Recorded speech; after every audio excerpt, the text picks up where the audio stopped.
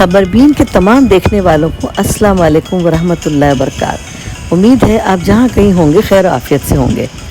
آج ہم آپ کو عرب ممالک میں بڑی رغبت سے کھائے جانے والے کھانے کے بارے میں بتائیں گے جو عمرہ حج پہ جانے والے پاکستانی زائرین میں بھی بہت مقبول ہے۔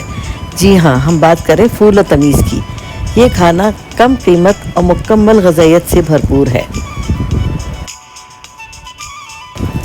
جن لوگوں کا کبھی حج و عمرے یا وزٹ ویزا پر سعودی عرب جانے کا اتفاق ہوا ہے، انہوں نے یقیناً دیکھا ہوگا کہ مکہ اور مدینہ کے علاوہ سعودی عرب کے دوسرے بہت سے شہروں میں پھول و تمیز فروخت کرنے والوں کی دکانیں نظر آئیں گی۔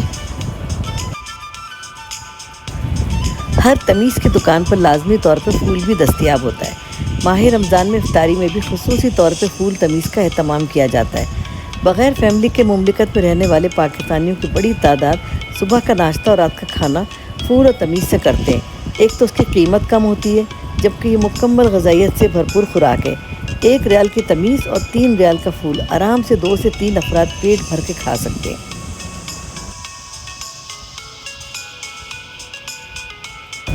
پھول پاکستان اور ہندوستان میں کھائی جانے والی حلیم کی طرح ہوتا ہے، مگر اس میں حلیم والے 12 مسالے بالکل نہیں ہوتے، بلکہ اس پر زیتون اور بغیر مرچ والا مسالہ ڈال کر کھاتے ہیں۔ اس مسالے کو دگا کہا جاتا ہے، جو پسے ہوئے زیرے اور خشک لیمن پاؤڈر سے تیار ہوتا ہے، جبکہ تمیز ایک بڑے افغانی نان کی طرح ہے۔